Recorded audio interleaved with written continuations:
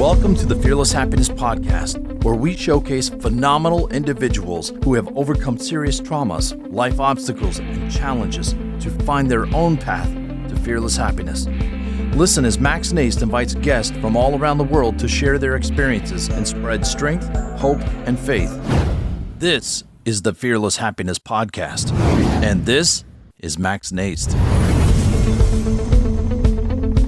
All right, everybody. Good morning, good afternoon, or good evening, wherever you are in this world.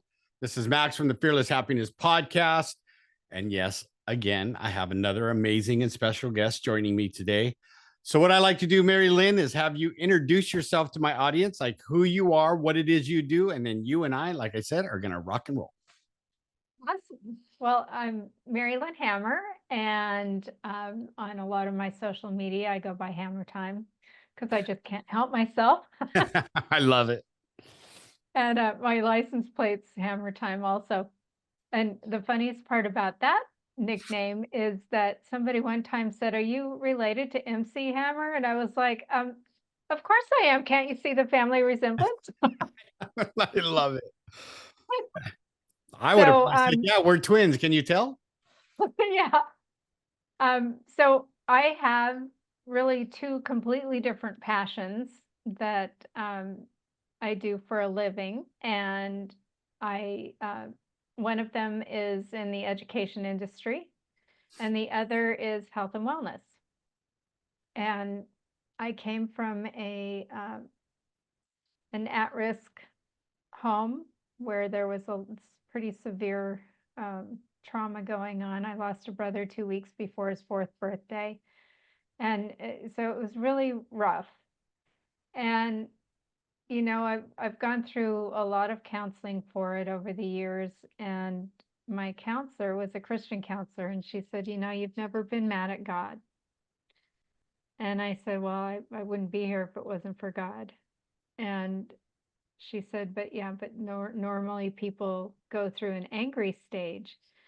And I don't look at life that way. I look at it like everything happens for a reason. And sometimes we don't know the reason for quite a while. But when I look back at my life and I look at what it was that really made me, like I was an extreme skier. I was rated in the top 5 to 10% of skiers in the world. And you know, I was a little crazy jumping off the cliffs and things, but um, I I ended up doing that because I would go up on the mountain to take out my anger of what was happening at home, because I grew up in Montana.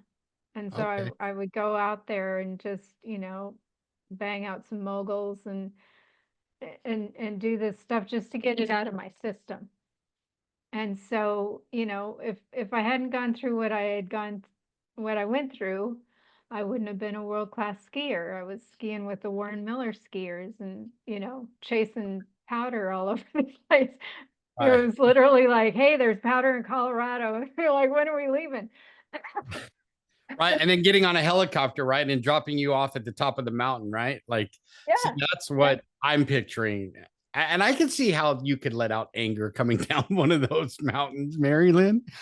Yeah, yeah. So that's one of the things. The whole education piece of it was huge in my life. I realized pretty early on that education was going to be my ticket to freedom.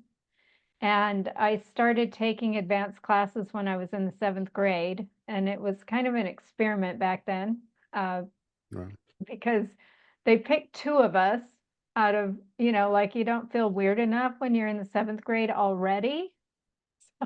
But they stuck us in the back of the room with our own set of books and no teacher, that everybody else got the teacher, and we had to kind of make our way through this different curriculum that was more advanced than what everybody else was doing.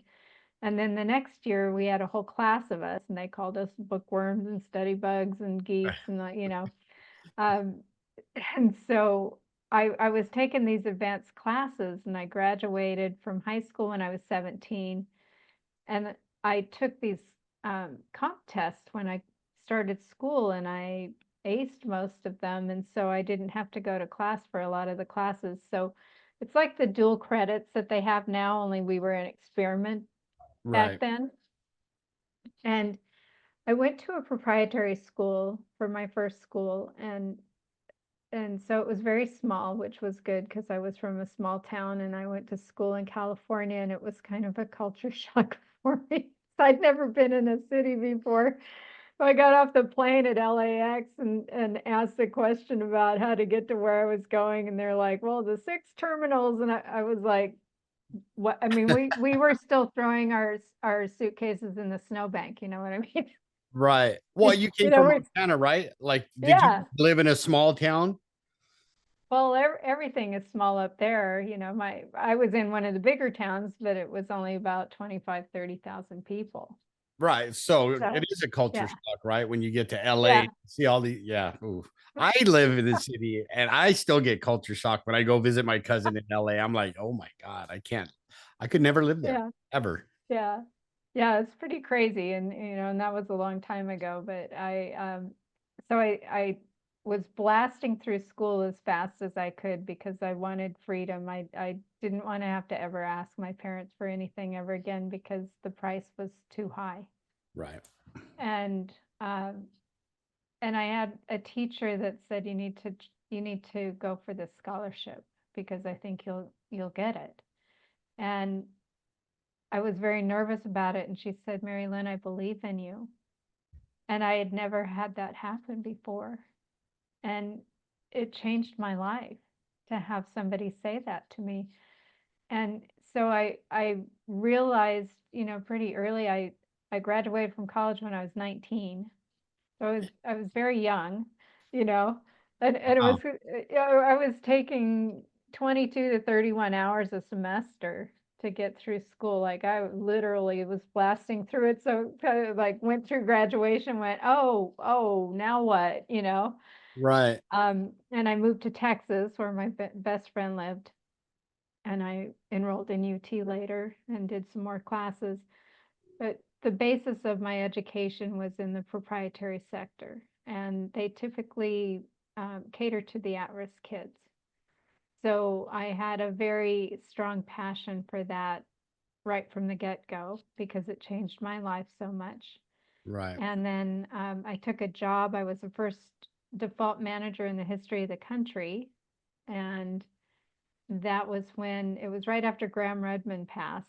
I don't know if you remember, if you're old enough to remember that, but that was the Ronald Reagan balanced budget. I remember. And they started making student loan defaults an issue because up until then they didn't, maybe they collected the money, maybe they didn't. They never really tried. Right. I knew a lot of people that I went to school with that were buying cars with the money and, everything but education. Right. And and so I was the first in the country and there was no precedent for it. And basically my boss said, "Here's a computer in an office, just do something." And Oh, you're like, okay. yeah, so I made it up, but the default rate was 35% when I started, and within 2 years I had it down to 9%. And Let me and ask you real quick. Is that for the country or for your school? for the school where I developed the Okay. program. Gotcha. And I found all this fraud and abuse going on with the lenders, like big lenders in the student loan industry. And I ended up turning evidence over to Congress and the Department of Education. Now, I was in my 20s. Right. So, I didn't really grasp what was going on. My boss used to call me in and go, "Mary Lyn, you're made for bigger things." And I'd be like, "Yeah, okay, well, happy hour's starting, and that's the only way I can afford to eat. So can Yeah. we wrap this up?" You Right. know? I need a happy hour deal. So come on, people, let's go. Yeah, they have corn chips and hot sauce. I'm good. But that's how I got into that. And then my boss was my biggest supporter, and he kept saying, you need to go out there and do these things. And then my direct boss ended up being my partner for the first 8 years. But I got recognized for what I was doing with the default management. I testified all over the country, so I was very well known when I started my business, and that was 35 years ago. Okay. And I've worked with over 3 million student loan borrowers during my career directly. But I also have written parts of every higher education reauthorization, many laws on education, and I've been a federal negotiator, well, not federal, but non-federal negotiator for the regulations for student loans and some other issues. Sometimes they throw in everything but the kitchen sink. Yeah. And so I've done that numerous times. I was there last week doing that for the student loan public service loan forgiveness program. See, that's Um, awesome because, right, I have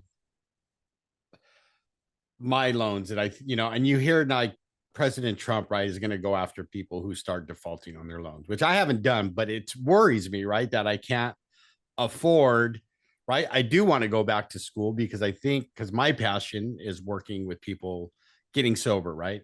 With, Mhm.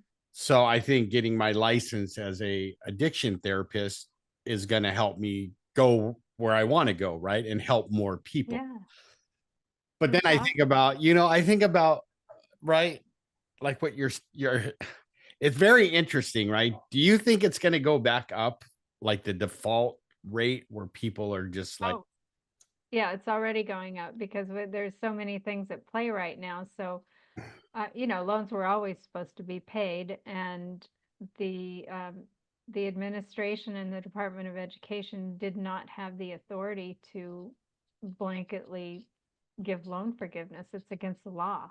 right, And so that was really never going to happen. The Supreme Court ruled on it twice and said you don't have the authority. It was used as a political tool. And unfortunately, people got so far off track because it was 5 years, right, and the highest risk of default is a person who never makes their first payment. right, So, we have 5 years of people who got out of school who've never made their first payment.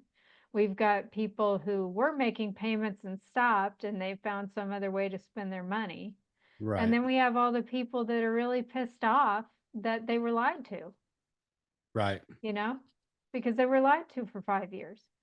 And and so the combination is not a good one. And I was telling, people in Congress and the Department of Education, when these loans become due, you're going to look at 70 to 80% delinquent rate, and that's where we were when they first Right. became due. And Well, right now, there's 12.8% of the portfolio is already in default.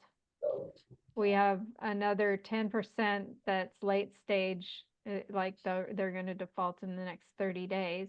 right. Um, and then we've got 38% of the portfolio that's delinquent, and that's climbing because a lot of these people have been on forbearance until the end of June. So that's getting ready to jump in a big way.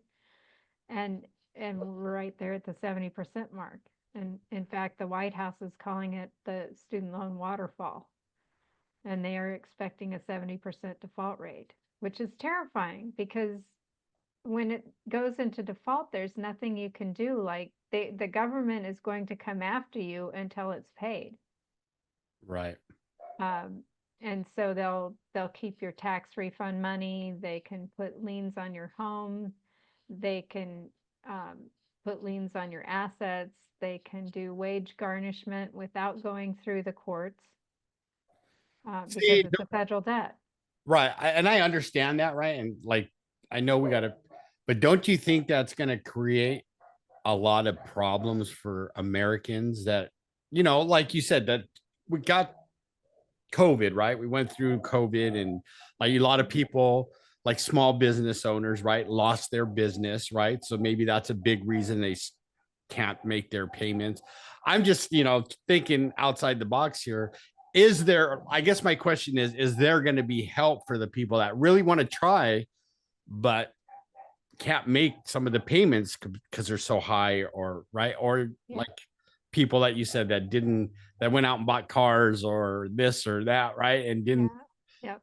Is there going to be help for people that really want to try to pay off, and understand that yes, I made this debt, right, I'm responsible, but I can't afford what you're asking.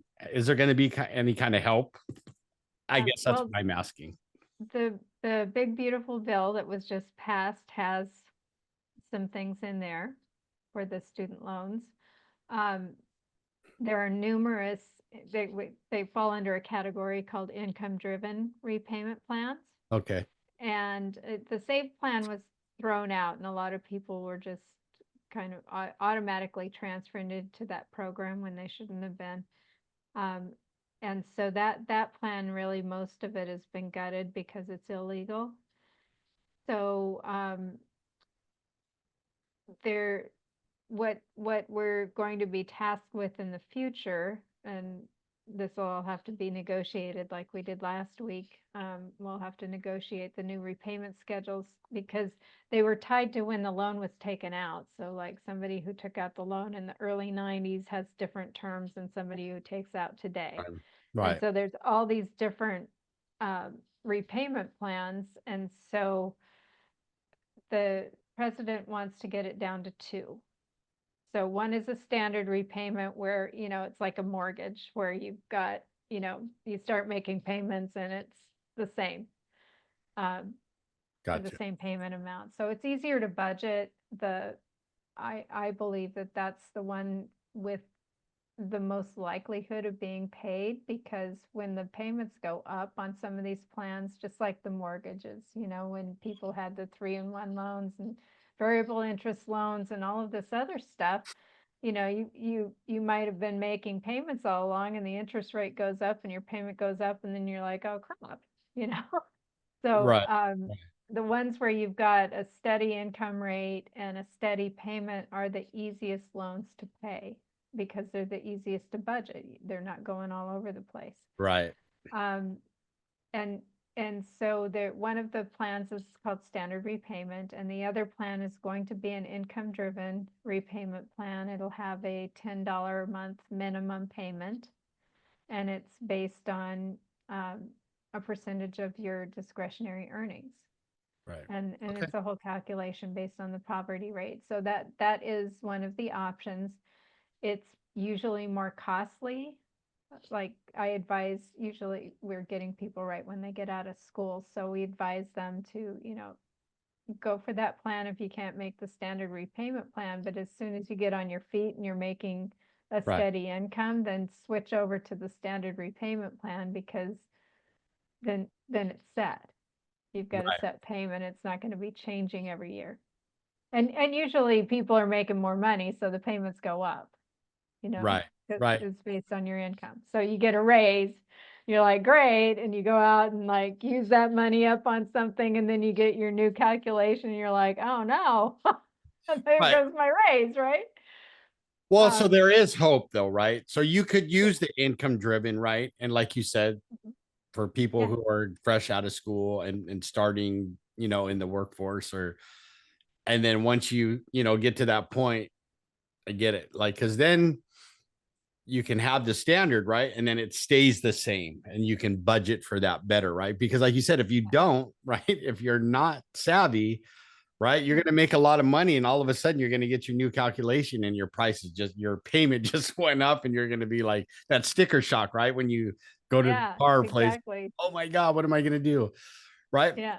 And that's why So, and I'm just going to say, that's why I'm so grateful you're here today, right? Because I'm sure there's a ton of people that don't really understand, right? Because, well, like my school, I went through my school, right, which was an online. They did have campuses, but then they got shut down, right, for bad business practices, which tells me part of what you're sharing about the bad loans, and you know what I mean? And part of me goes, well, then I should get a discount, right? Because they jacked up the prices and now I owe all this money. But at the same time, it's like, no, you know what I mean? Like it's well, go ahead. They're actually, it depends on how long it was from the time you got out of school to the time the school closed, but there is this school closure. Um, it's not loan forgiveness, it falls into a different category, but they Okay. do have options for that. And I can send you that information. Um, but yeah, if your school closes, you have the ability to get your loans canceled by the government. That's So, and there's also some other options, like there's unemployment deferments. There's, if somebody has permanent disability, they right. can get their loans canceled. So there's different options when things go wrong in your life. So that, there's a time limit on them. You can't just decide you're never going to work again, so you don't have to pay your student loans. There's a Right. cumulative limit of 36 months. So, Right. um, you have to, you, you have to use them wisely, I should say. Absolutely. And some of the things that have gone wrong in the past is that the interest on these loans, if you are in a forbearance, which is basically in a deferment, if you've got a subsidized loan, the government pays the interest while you're in your unemployment deferment, or whatever deferment it is. And in forbearance, the government does not pay the interest. And Right. so what was happening is there's a couple different things. Is they would go into these income-driven repayment plans where the payment was interest only or negative amortization. Wow. And that's where you're accumulating more interest than what you're paying each month. And then that unpaid interest got added to the principal balance. And that's how all of these people ended up, 20 years down the road, they've been making payments for 20 years and their balance is higher than it was when they graduated. That's how that happened. Right. And see, that's, I So, think, the frustration with some people, right? I've been like, yeah. I'm not saying me, but the ones out there that are going, hey, I've been making my payments every month, but now I owe more Mhm. than when I started 20 years ago. Yep. What? Right. So Yep. this is So, important that you're here, right? You're teaching us because, like you said, President Trump, I mean, he pretty much stated, like, we're going to go after people who try to default and not, right? We'll get you somehow, some way to pay these loans off, right? Which, as you know, when that happens, right, there's going to be a lot of mental health issues, right? There's going to be a lot of struggle because now they just added to the family's debt, right? Which, well, it was already there. I mean, President yeah, Trump is not the one that decided to collect the loans. It's a debt to the government, so it's owed to the government. right. Well, He, what I mean is, he's just on the tail end of all these well, he's delayed bringing it to payments. the forefront that we need to pay our loans, right? Like, you're right. Yeah. We created our own debt. I get that, but you know how it's just gonna, people are gonna blame President Trump for their problems, Mhm. right? And that was all planned. Yeah, right. And I could do Yeah. that too if I wanted, but I'm a big supporter of President Trump because I think he's doing a great job. Anyway, it's not a political podcast, but I also get, right, for some of the people out there who are going to struggle, right? Maybe single parent, a single mother, a single father, right, who didn't understand this stuff, have been making Mhm. their payments. And then, like you said, all of a sudden they're like, it's gone up. I've been making Yeah. my payments. How do I? But if you listen to everyone, Mary Lynn, she's going to give you the resources and what, how that we can get through this, right? And that we just got to make Mhm. sure we pick the right one that suits our budget and our lifestyle, and make sure that Yes. we pay our debt back, right? Because I remember when, you know, I have to say, when the last president was in, right, and he was talking about forgiving, everybody's going to get their loans forgiven, and right. But I listened to a podcast, one of my guys I follow, right, and he's like, how dare you guys, you created this, like, you can't, you know school is not for free, we got teachers to pay, we got faculty to pay, and then all of us, then you want us to forgive. And I got to admit, right, because part of me goes, that would be nice, but luckily I go, no, that's not right, because I created this debt. I chose to go back to school. And it's the thing, we got free will, right? If you didn't want to go to school, Yeah. you didn't have to go to school. But it's so interesting, like, this is really gonna teach people how to be resilient, right? Because what you're Mhm. gonna do here on our podcast, on the podcast today, is let people know what's gonna happen. This is, and use Mary Lynn as a resource, because I did my research and she's got so many resources you can look into to help with this issue if you're having problems, right? Because that's what she does. She's actually helping people understand the student loans, federal, and all that good stuff. And thank God you, yeah, like, so when you found some of this fraud, let's say when you were that job you were given, right? Like, was it Yeah. by accident?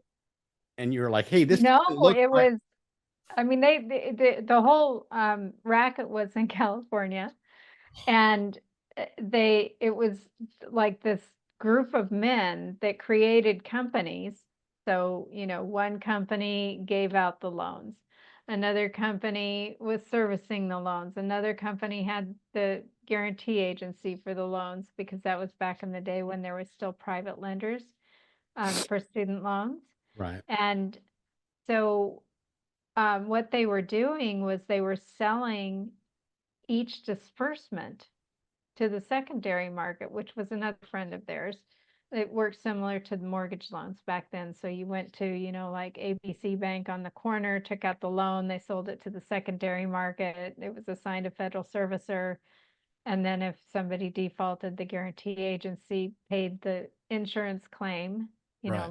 similar to what they do when a mortgage forecloses. And so these guys were all friends, and so they went around and put computers in schools all over the country, because this was in the late 80s. Right. So, when they went into schools and said you can get your money in 3 days, that was unheard of back then, because it was like snail mail, have to sign the check, it was all manual. Right. And all of a sudden something was automated, and so all these schools jumped in, full force with it. And so when I was creating the database with the borrowers so that I could do their borrower education and financial literacy training, I was finding that each disbursement had a $50 payment attached to it. So the first thing I did was call the servicer and said, these are like, these 3 disbursements is one loan. It should only have one payment. Right. And they said they didn't have the ability to merge them. And so instead of having, let's say if you did a 2-year program, you would normally have 2 payments. And really those should be merged into one. So it's one $65 payment back then was the average. And instead of that, these kids were getting out of school and they would have $400 to $600 in payments. And I kept saying, you can't do this. That'd be like buying a house and having a separate payment for your escrow money than you have for the main house. Right. Like 2 payments. It made no sense. It was totally against the law. And I gave him a deadline. I said, well, you can fix it by this date or I'm turning you in. So I turned him in. And back then I pulled up an article not long ago. It cost the government $750 million to fix this problem. And back in the 80s, that was a lot of money. So they were all shut down. And, so I've kind of been a trailblazer right from the beginning. And, I stand up for the kids.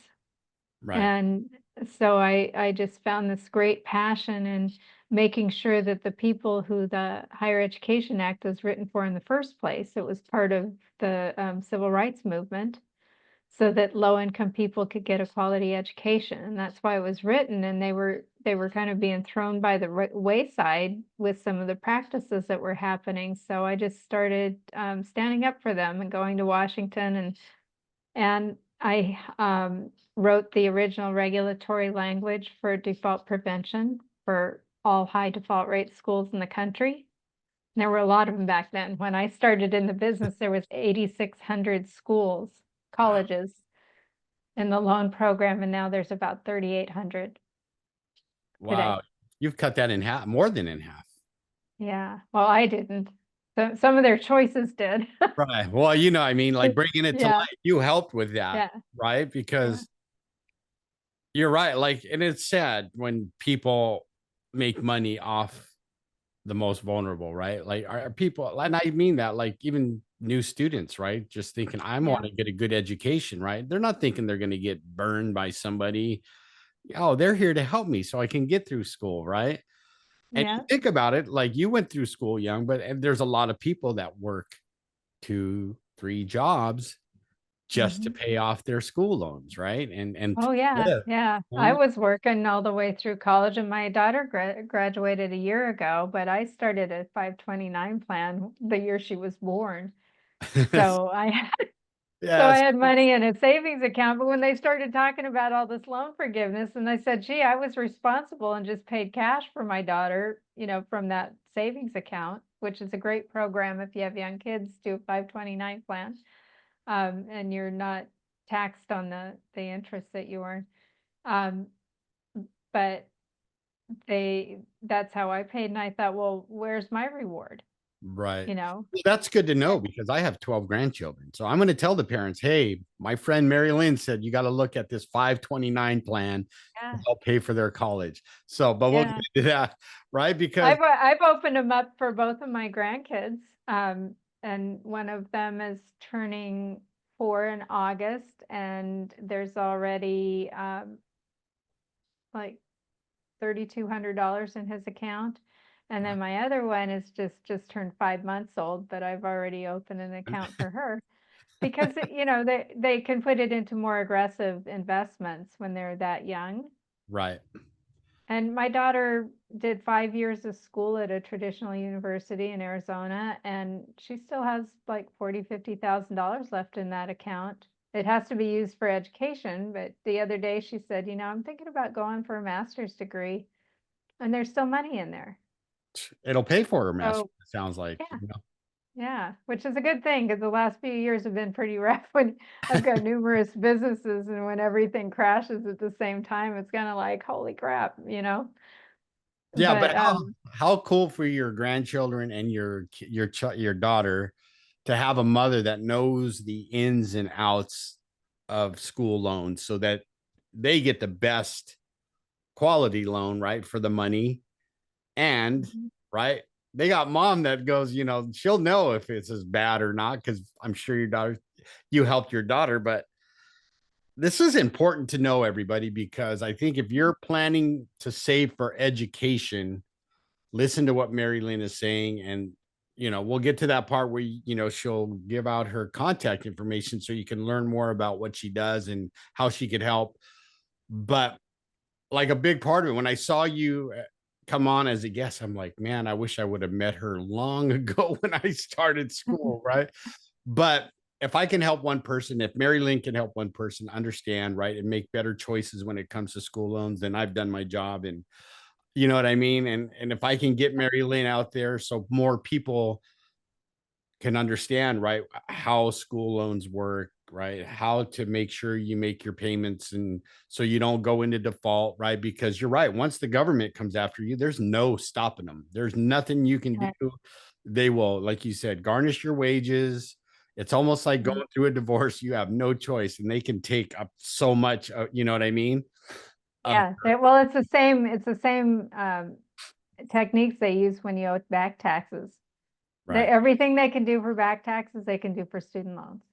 right. So That's probably easier for most people to understand.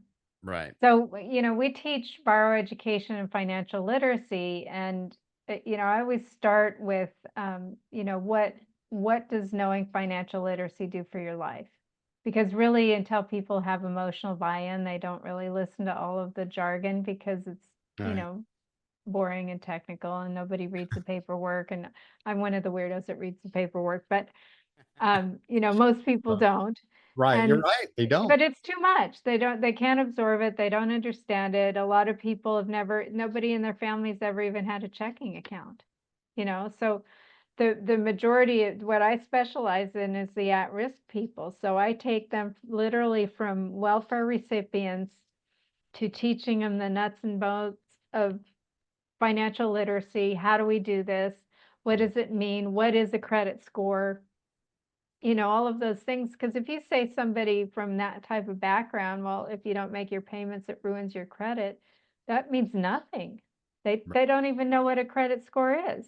They're the people that are going to Circle K and getting a cashier's check to pay their rent. Right. Like it means nothing to them. But when you say, you just got a cosmetology degree, and this will allow you to buy a new set of shears or even to get them sharpened. It's really expensive to get the shears sharpened.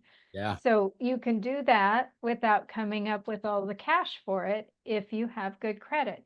Then it's tied to what their passion is, Right. you know? And so it's teaching people what are the behaviors, and it's not just about student loans. If we only focus on student loans, we're missing the boat. And Right. that's what I do differently than, like, I have competitors now. In the beginning, I had no competitors, because I was the first to do this. But you want to form habits that will carry through in all of your credit decisions, in your mortgage loan, like, don't get the ARM loans. Those are disaster. And every time there's a bad economy, they're a disaster.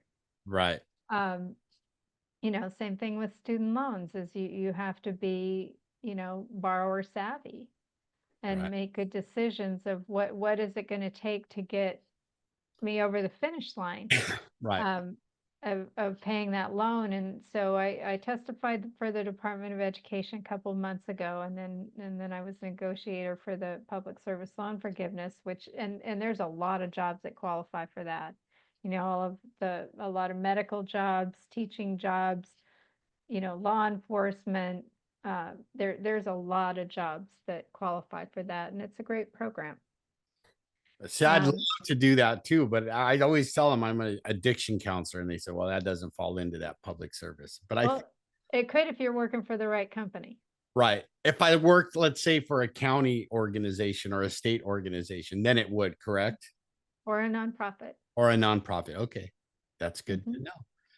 Yeah.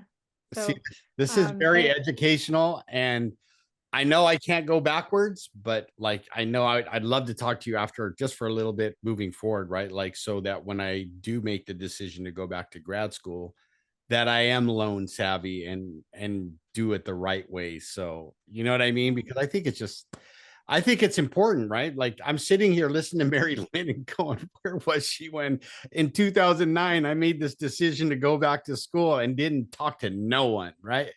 Which is my fault, but I thought I was doing the right thing, right? I wanted to advance and get, myself because of the field I worked in as an addiction counselor and mental health, actually. You know what I mean? I wanted to learn more.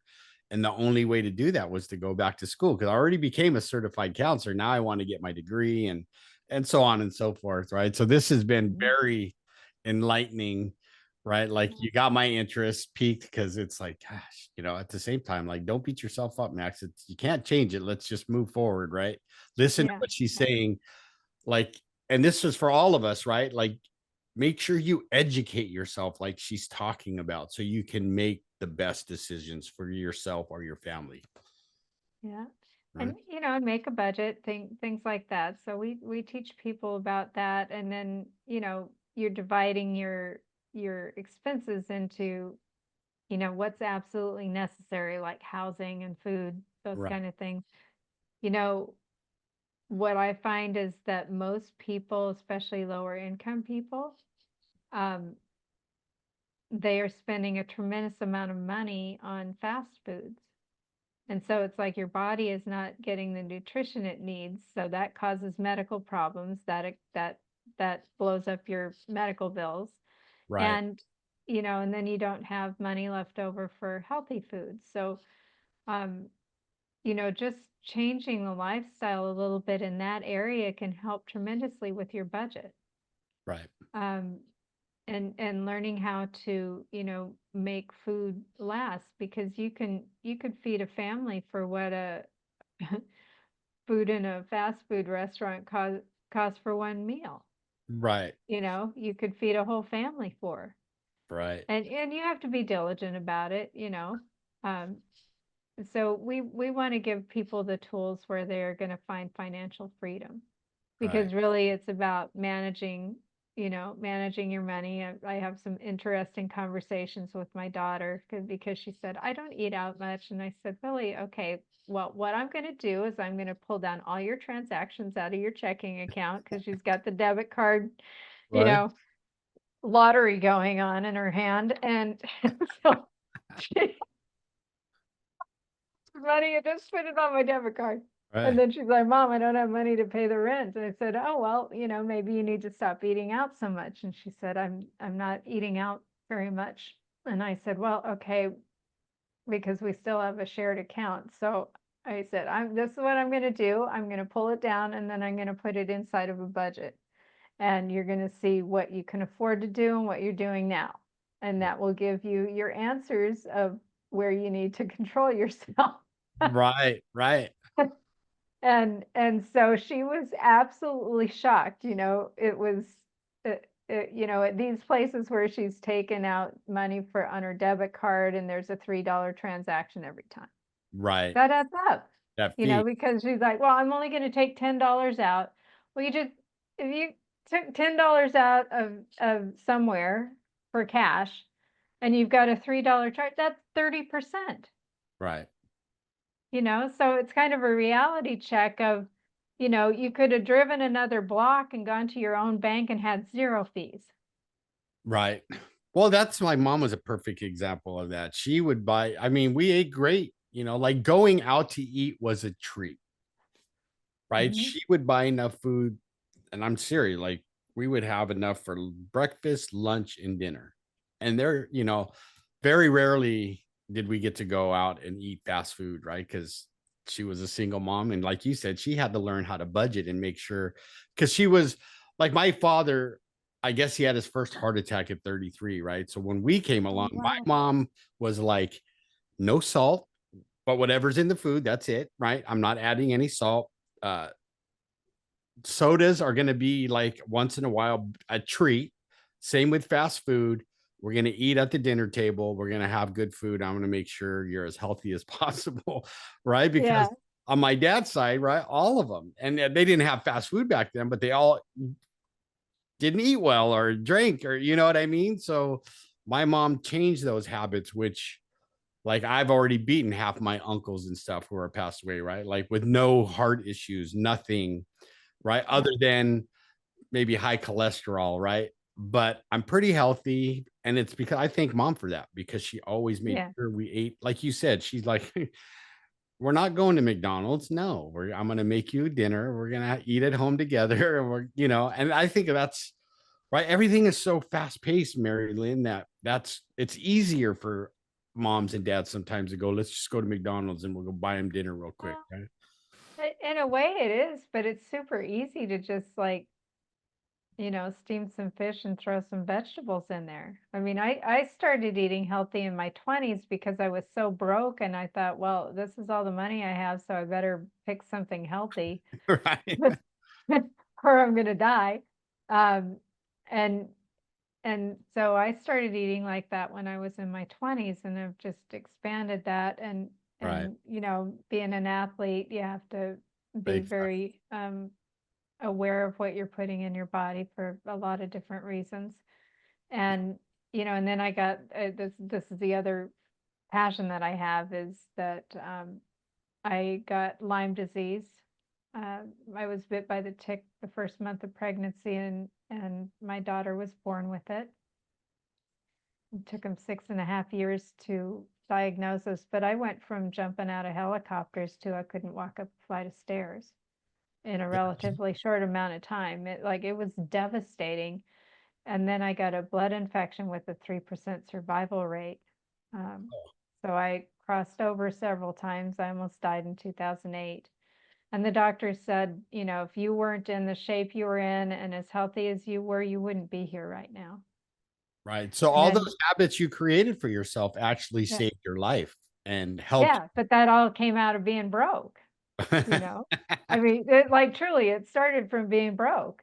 Right. And I when my daughter was in college, I still laugh at this. She's like, Mom, why do you have to tell everybody all my stories? Like, because they're so fun. um I love it. so, so she was complaining about Top Ramen. And I said, "Oh yeah, it was 10 for a dollar when I was in school." And she said, "Yeah, it's still 10 for a dollar." And she's like, "I'm just so sick of using it." I'm like, "Well, you can put eggs in there and you can throw in some vegetables." All the same, you got to find, creative ways Right. of adding some protein to it or whatever and vegetables. And she said, "Oh, I'm just so tired of it." And I said, "Don't worry, honey. You only have another 8 years or so to keep eating like that." And she was like, "What?" I said, well, it doesn't just end in college. The first few years of working, you're going to be broke too. So just, hang in there and be creative. And she was devastated. And I got off the phone. I was laughing so hard. I love it. I love it, right? Because you can be creative with Top Ramen, right? You can add Yeah, your proteins and your veggies if you want, right? You don't have to just yeah, have the noodles and the soup. I have friends that let's just say they got where they went, they became very creative, right?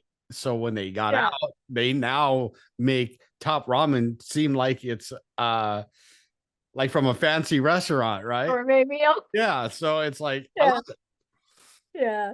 So, it's just in prioritizing things and, like I can't even tell you how many girls I've talked to over the years where they're complaining about being broke, but they've got the long fingernails and they've got the eyelashes and they go to Starbucks every day and I, you know, I I don't have an office right now. Everybody's working from home, but I was using my daughter's old Barbie lunchbox mainly because it embarrassed her. So I'd be like, to work today, and I'd have my Barbie Right. lunchbox. She was like, Mom, but I was, I own the company. I'm the CEO, and I'm like the only person that takes my lunch to work.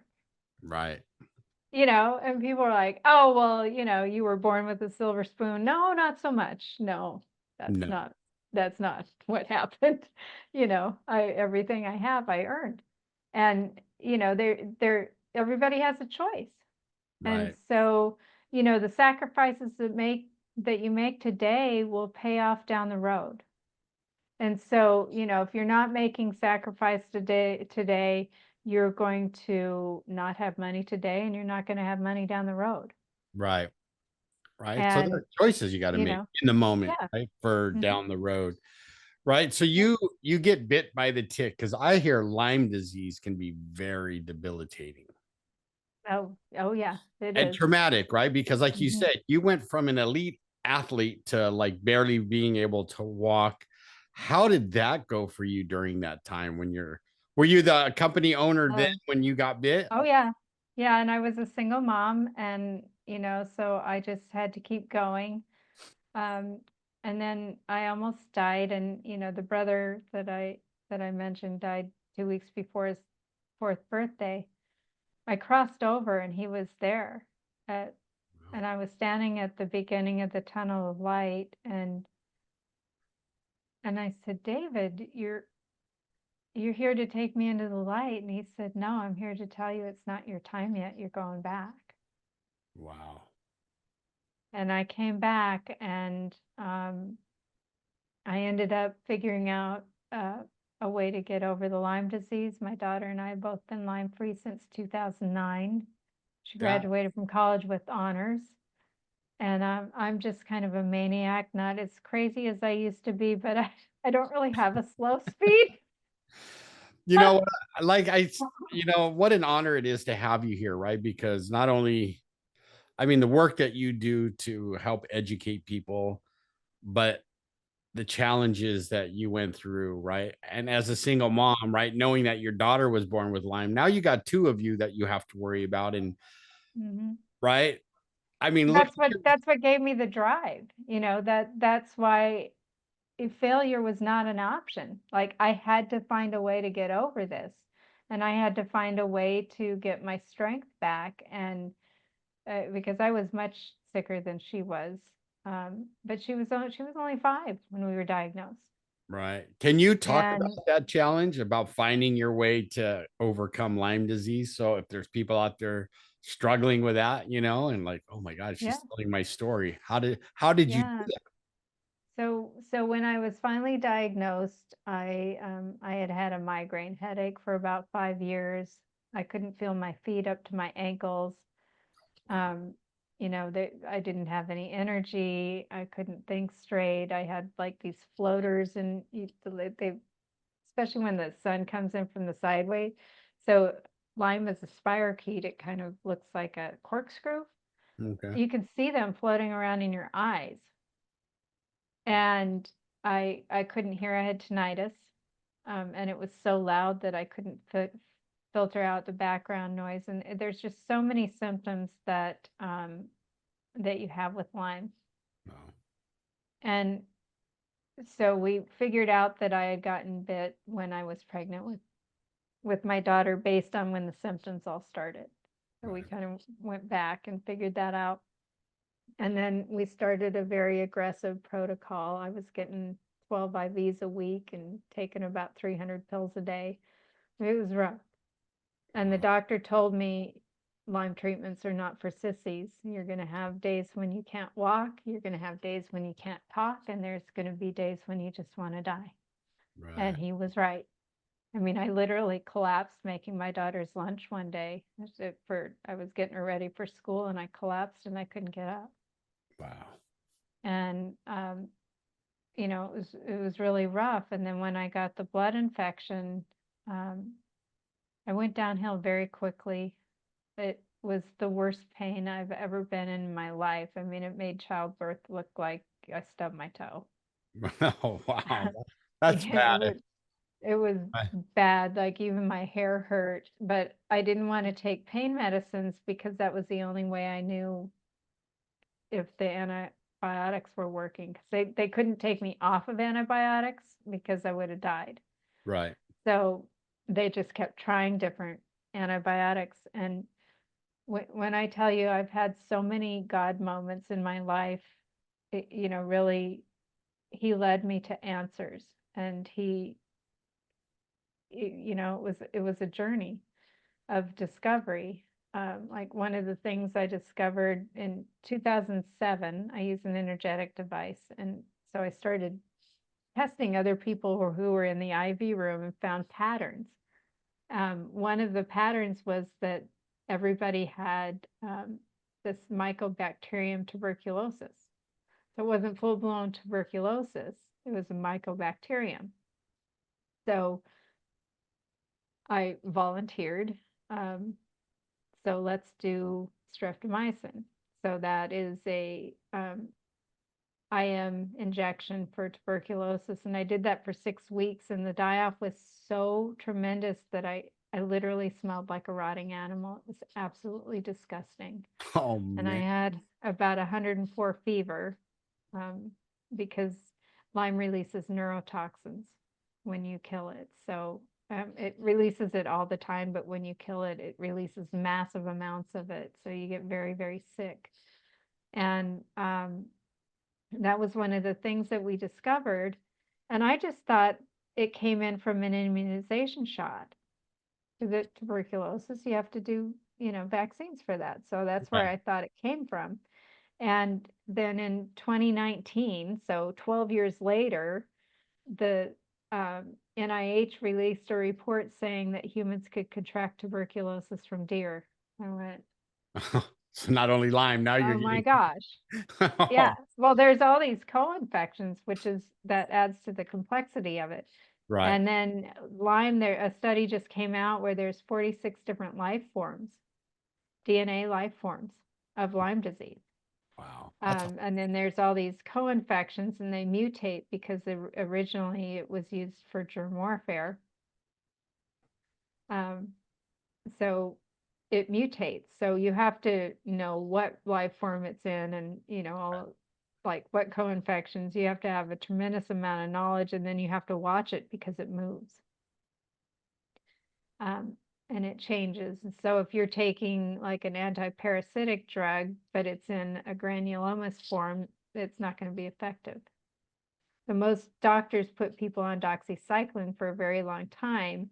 And unless it's in the form that doxy kills, you're just taking a bunch of drugs for no reason. Oh, wow. So, so when I was going through this blood infection thing, and I literally was laying in bed and praying that I wouldn't die, and my hair fell out, my skin had turned gray, my guts were coming out the bottom of me. It was horrible, and I was praying, and one of my therapists said, "You have the same patterns as this woman that died," and I'm still in touch with her husband, and he got the name of the infection right before she died. Oh, wow. And so I'll never forget it because it was on Labor Day week.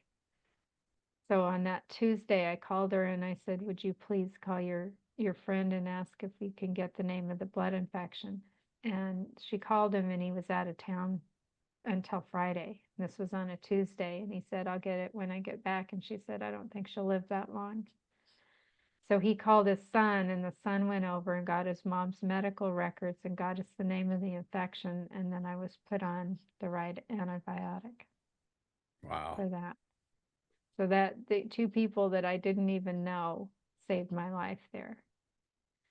And I was significantly better, and my daughter was also. And then at Christmas time, I thought, we've got to get all these toxins out of our bodies from all these drugs we've been on for the last 3 years. And we did a Greens First cleanse, and both of us got really sick. And I went back to Arizona from Montana, and my doctor said, your blood infection is back. And I freaked out because I had been so close to dying. And he was on the phone with a pharmacist trying to figure out what to put me on. And I was reading the research information about the blood infection on his computer. And I got to the part where it said it had a biofilm. And that was pretty new research back then. Right. And I knew that Lyme disease had biofilm, but I didn't really understand it. Although I researched everything that they told me.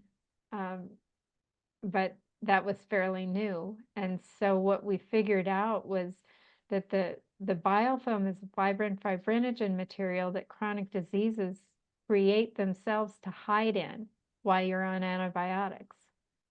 Oh, wow. And if you don't dissolve the biofilm at the same time you're killing the pathogen, the disease won't go away. Right. It won't work. And so, yeah, we figured out a way to dissolve the biofilm. We were on antibiotics protocol. I also had the blood infection to deal with, so my daughter got well a lot faster than I did. But I knew we were on the right track when she came home from school one day, and she was in the 2nd grade. And she said, Mommy, today was the best Monday of my life. And I said, why, honey? And she said, because I'm not tired. Oh, right. And That that had to I just, knew. yeah. Wow. Yeah. You just gave me goosebumps, So, Mary Lyn. I started that business. I was getting ready to launch it right before COVID hit, and then and that hit. But I wrote a book about it, and I released that in 2021. It's called Over My Dead Body. I've learned a lot since then, and now I'm getting people significantly better, if not over it, in 4 to 6 months. Um, it depends on the person and what they do with their lifestyle. If Right. you're, it is a sexually transmitted disease, But which Lyme is not, disease, it's it's not also, widely known. Well, it's spirochete. If you think about it, so is syphilis. They're the I same kind of understand. pathogen. Yeah. Okay. I learn something new every time I have a guest on here, but that is really interesting and good to know that Lyme Yeah. disease is also a sexually transmitted disease, not just a bite from a tick, right? You could, wow. So like someone could get bit by the tick, you guys have intercourse and you could pass it on to that person, is what you're telling me. Yeah. Wow. That is, So I have a patient that she was diagnosed when she was 13. She's 44 now, and I've been working with her since October. She's significantly better. And things like she has 4 children, and it can also be passed that way because that's how my right. daughter got it. Right. But when school got out this year, they went up to Utah and they were hiking. She had a backpack on and everything. I'm like, this is amazing. And and she said at one point that she, um, well, not going to the restroom regularly is very common with Lyme people. So that's usually one of the things I can get working fairly quickly. I do a lot of cleanses with people in the beginning to open up their their elimination pathways before we start killing the pathogens. Because if that's not working well, then you've got like the neurotoxins and the dead bodies and everything is all circulating in your body, and it's really rough on somebody that's been sick for a long time. So we do that first, and then once we have the body stronger, then we start killing the pathogens. But so when they start going to the bathroom, she said she had her first normal period in 6 years. So Wow. you get very viscose, thick blood. That's one of the things that happens. And what I've figured out is that where the biofilm is growing determines the symptoms. So if it's growing on your microcirculatory system or on your nerves, that's where you get the neuropathy from. When Okay. it forms on your connective tissue, that presents as fibromyalgia. Got it. So, where it grows determines your symptoms. And so as this goes away, you start the symptoms start going away. Right. Like I was in Washington up on Capitol Hill one day, and we'd been up there all day, and this marble floors, and your feet are killing you. Even if you wear tennis shoes all day, your feet are Right. killing you by the end of the day. And we were walking to dinner. I was with a bunch of people, and I said, gosh, my feet hurt. And I, dawned on me that I could feel my feet. Right. You weren't. And so I'm like, oh my God, my feet hurt. And I'm like jumping for joy, and everybody's going, what is wrong with you? Mary Lyn, did you have a drink earlier or something? And I could feel them like a normal person. Right. And and the same thing with the migraines. Like just one day I was looking out the window, and I'm like, oh my gosh, I'm looking it. I don't have to have super dark sunglasses on or the shades drawn, and Right. you know so things went away. I started hearing again. I can see better. Everything got better. And um and for people who are in a relationship, if you are not both doing the protocol, then you're just going to end up giving it back and forth to each other. So I can only do so much, and people have to make choices. So they both have to um do it, because if they both have it, I mean, one doing it is not going to get rid of it for the other person, right? yeah, yeah. And I just worked with a couple like that, and they just went into the final phase, which is a cleanup phase, which is super exciting because they want to have a baby. And but she originally came to me, and she was super sick, and her husband was coming with her to every appointment. And then at one point she said, every time I have sex with my husband, he gets sick. And I was like, oh gosh, I dreaded having that conversation. And I said, we really need to test him. And he agreed, and I was the one that told him he had Lyme disease. Wow. And that was such a hard conversation. And he was so devastated because he went from like the hero who was taking care of his wife to, some of his treatment was harder on him than it was on her. Wow. And, it's like I said, it depends on where the biofilm grows. It's different for everybody. With Right. him, it was mainly in his gut. And so when we started him on his protocol, he was sick to his stomach every day. And it was really rough on him. But both of them in the same week, sorry, sorry, um, every week, we would test them, because you have to monitor so which life form it's in, and Right. how they're coming as things are moving around. And then we finally got it where it was like clear, clear, clear. And I was like, okay, we can start the cleanup phase. And it both happened at the same time. And they were like, we can have a baby now. And they were super excited. And, so they're in the final stages of it. I love. And if they didn't do that together, then I couldn't in clear conscience tell them that they could have a baby without having risks of the baby getting it. Right. And that would have been Mm. another hard conversation to have, right? Like, Mhm. you guys Well, both need to. right? Yeah, she had given up on having a baby. Oh, look what you've done though. Now you've given them hope and now they can have a baby, right? Yeah. See, Yeah, this it's a this is good thing. that's an awesome thing. Like that's so like I knew this conversation today was going to be amazing because not only are you helping people with financial literacy and understanding, loans for education and but look, through your lived experience of having Lyme disease, now you're helping others overcome that, which, like, when Mhm. I first understood it, when I first heard about it, right? Like, there was no cure, you're kind of screwed, like the information I was given, right? But now you've just given people hope on two fronts, right? Yes, Mhm. we can get rid of your Lyme disease, right? If you're willing to do the work. And same with, I can help you with your college loans, right? And do the right Yeah. things if you're willing to do the work, right? And I wish, like I said, I wish we'd have had this conversation a long time ago but as you and I know, God is always on time. This is perfect timing. So now I want to ask you some of the questions that I love to ask. Like I told you before the show, the ones I don't forget, the ones I love to ask. We'll start with fearless.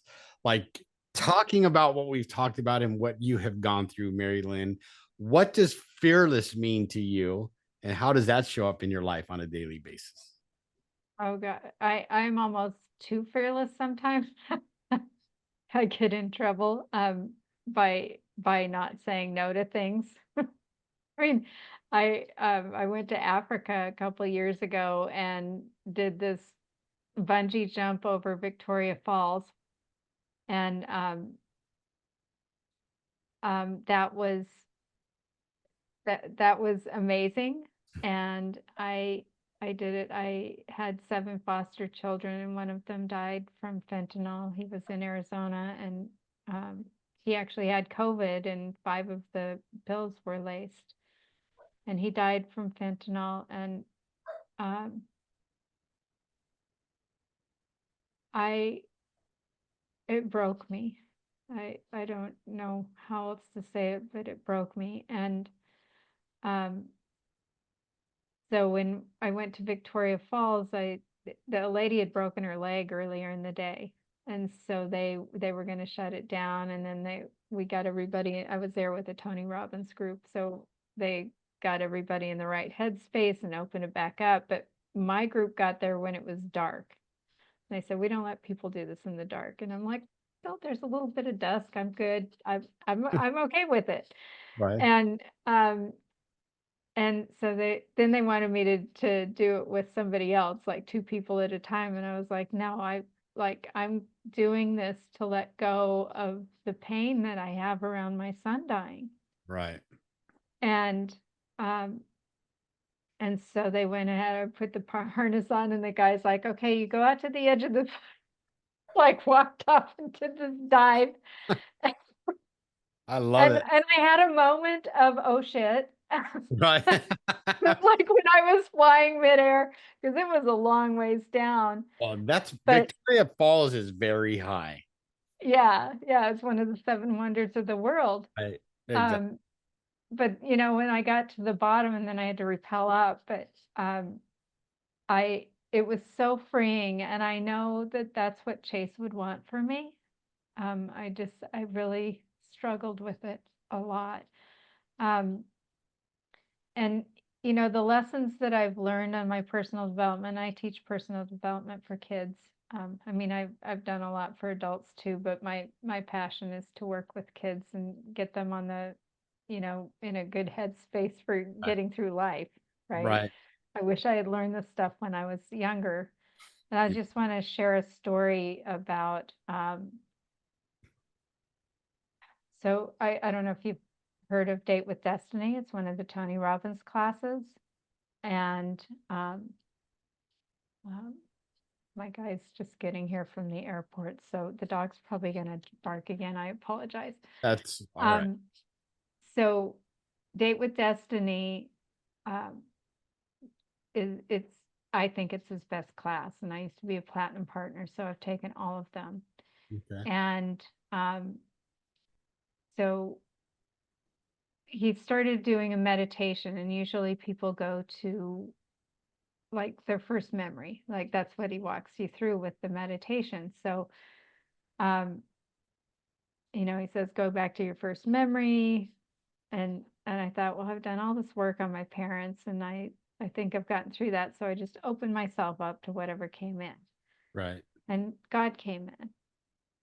And he showed me how much it hurt him to allow me to be hurt like I was during my life, because I needed to go through those experiences to fulfill my purpose for being here. And he had this whole conversation with me about it. And it was so amazing. And it's really how I've believed for a very long time. I mean, I've always believed that, our experiences can teach us, who to be and who not to be. Right. And we can take those experiences and make a change, or we can use them as an excuse for our behavior. And Right. everybody has that choice. And so,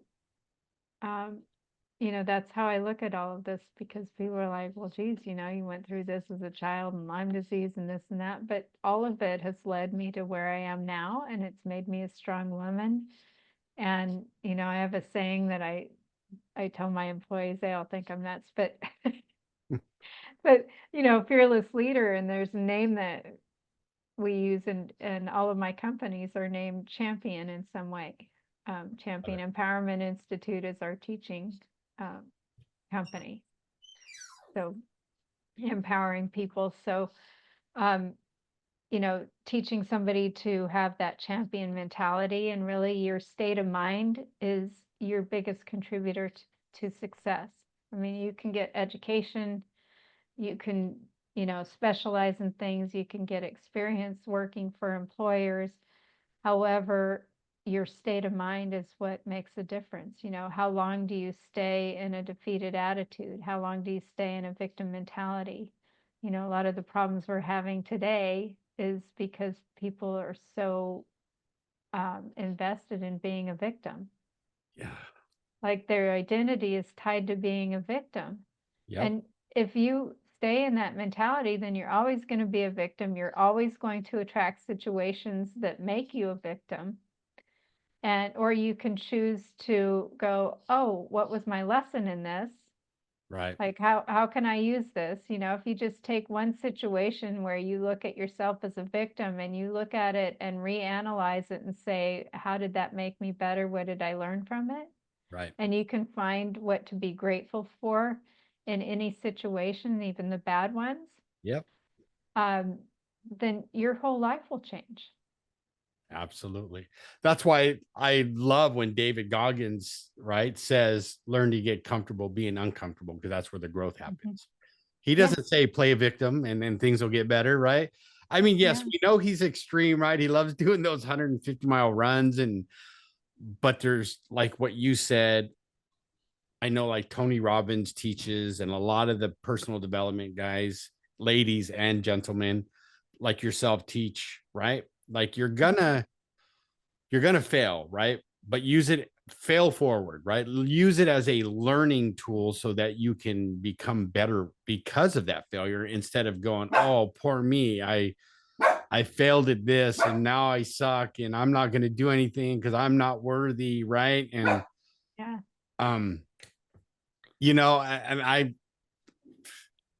I knew this was going to be a great conversation, and you're right though, because I see that sometimes in the younger generation, like the millennials. I hate to say it, but they love playing the victim, right? Yeah. Right. Yeah, Like you and I, that's their identity. right? I grew up in like, that I'll give you something to cry about. You want to cry? I'll give you something to cry about, right? And you're like, you just spanked me. That's why I'm crying. Now you're telling me you're going to give me something else to cry about. But I think there was something to that mentality, right? I don't subscribe to the, just suck it up, hold everything in, right? No. Right. But you gotta talk about the stuff that hurts you or you're struggling with, right? Or at least acknowledge it. Acknowledge because if you don't not acknowledge it, you can't let it go. Exactly. And I love it. Yeah. So that leads me to the next question, right? Happiness. Knowing I put a why in it. what does happiness mean to you today, Mary Lyn? And how does that show up in your life on a daily basis? Oh gosh. Well, I'm like a little kid at heart. So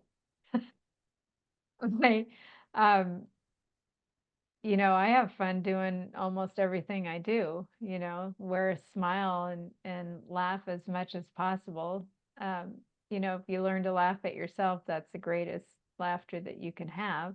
Correct. Um, but, for me, it's making time to spend time with the people who I love because, you know, every day is a gift. Yes. And it can all end tomorrow. And, I fought to stay alive. And so like when I was on my way to Washington last week, it was $1,000 to fly round trip from Tallahassee, which is insane because it's a 2-hour flight. And I thought, well, if I'm spending $1,000 already, I wonder, what it'll be to go see my grandkids. And they're in, oh, well, I fly into Charlotte. And it ended up, it was $800 to go through Charlotte. I saved $200 and it was only 2 days, but I got to see my babies, All right, you there know? you go. I love it. Right. I knew this was going to be an amazing conversation, and you and I could probably go for hours because I have so many questions. But I'll have to bring you back on. Of course, we'll have All to have a right. part two. But I'm going to ask you, right? If the audience wants to get a hold of you, whether it's for health and wellness, questions about Lyme disease, or help with financial literacy, right? Because like me, that either have kids or grandkids, they want to start saving for to help because we know college is only going to go up, right? So Yep. Yep. how do people get a hold of you, Mary Lyn, and how can they get a hold of you? Let's say. Well, the easiest way, because I've got numerous companies, is it's kind of just a landing page, but it's championscompanies.com. Okay. And it's both are plural, so champions with an S and companies IES.com. And then that has links to the different companies. Okay. I have one that's not on there yet because I just incorporated my farm where I'm living in Florida. I'm growing an organic orchard and gardens, and I've got sheep and chickens, and I got eggs coming out my ears right now. Eggs and vegetables coming out my ears. But we just opened that, and that's where I'm going to be doing the kids training. I'll be doing a 3-day kids, we call it Camp Champion, Oh, I love it. in 2 weeks. So that's personal development. We do experiential learning and um, low ropes courses where, you tie the lesson to a physical event and it anchors it. It's not just sitting there and doing a lesson, it's anchoring what you learn and what you need to let go of or what you need to jump into. And Right. part of letting go is like if you're letting go of something, then what are you going to jump into? What are you going to replace it with? Right. Because energy actually takes up space. So Right. if you're removing, a negative emotion, it's really easy for negative to go right back in there because that's what's comfortable there. So you have to take that negative emotion, let it go, and then what are you going to replace it with? And that's part of the emotional intelligence that we teach the kids so they become super resilient. I love it. Right. And that's what this podcast is all about, everybody, right? Is the resilience that we have as humans. And I love that Mary Lyn is starting with kids because I don't think there's a too early of an age to nowadays to start teaching emotional intelligence, right? Because the ever-changing world that we live in, as you know, you've seen it since COVID and all that's going on now. This has been an amazing time, Mary Lyn. Thank you so much for being here. But you're not quite off the hook yet, right? I get to ask you my favorite question that I ask of all my guests, and it goes like this. So, Mary Lyn, what is the one piece of advice you could give my audience to help them grow as human beings and become better people? Oh boy. To grow as a human being, find gratitude. Find gratitude in the good and the bad. And if you can get up in the morning and say you're grateful for something every single day, it will change your life. Absolutely. I couldn't agree more. I do a gratitude post every day mostly every day on Facebook, because I believe it's true. Right. I've gone through some of the craziest things in my recovery, and right. And even through those times, like you said, I found things to be grateful for so that I could be there for my family. Right. Like Yeah. after losing a sister, my brother, and then my mother, and all these, you know, like you, having loss in my family, you know, and so sorry for your loss with your son. That's why I'm so passionate about helping people overcome addiction. And breaking that stigma, right? Because it's not Yeah. always what they portray it in the media, right? Even though Yeah. that's a big part of it, but right, like I know that there's doctors out there unknowingly that creates addicts. Like doctors are the biggest creator of addicts, not knowing that this medicine you're giving them is going to be very addictive. But Yeah. anyway, that's another podcast, right? um I've had such a wonderful time with you, Mary Lyn. Like I said, thank you so much for being here. It was an Yeah. awesome time. Thank you. I've really enjoyed it, and we will stay in touch. And I will email you the link, so when you post the podcast, you can have it there. Absolutely. Absolutely, And because I will yeah, post all the links in the show notes when we post this. So you heard her, everyone. If Mary Lyn made you think, if she taught you something, if Mary Lyn made you smile, and my famous, if Mary Lyn made you go, I like that, please go to iTunes and leave a 5-star review so more people can find the podcast.